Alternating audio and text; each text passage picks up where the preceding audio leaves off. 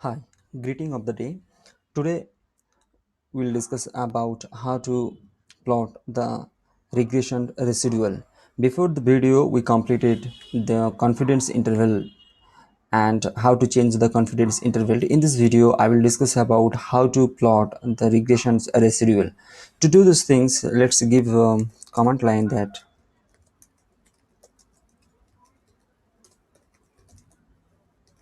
the regression residual.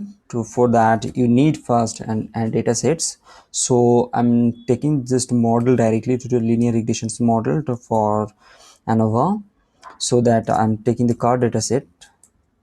So car data set, I'm using the data frame of speed and using input and car data set, and distance will be as a predicted data sets, and followed by, okay, our model is completed here. Now this model is run already. Now if you want to see the residual plus and versus the fitted plot, though you can plot it like plot it m which equal 1. It does it mean that it will the plot for residual versus your fitted plot. Okay, so you run it, so you'll get the output at here that the plot is looking like this. So residual versus fitted and the residual for these values of your card data set is giving the plot of like this. So if you have something need that is your requirement, so you can do this thing. Now I'm pasting this thing, sorry.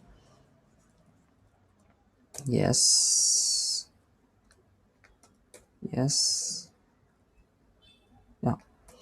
So what does it mean of 2? If you give 2, actually it will be plot for the standard residual normal QQ plot. Okay, so it will be plot. So run the two programs, so you will get this plot of like this, where it is the normal QQ, I mean quantile to quantile plot, and it is the plot of residual.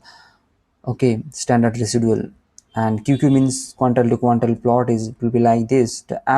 If you have requirement of something else, like you want to plot the standard residual versus scale versus your localizations, then you will give the 3 and run this program. You will get the plot of like this, where the y-axis is the standard residual within under root, and scale localizations, the plot will be look like this.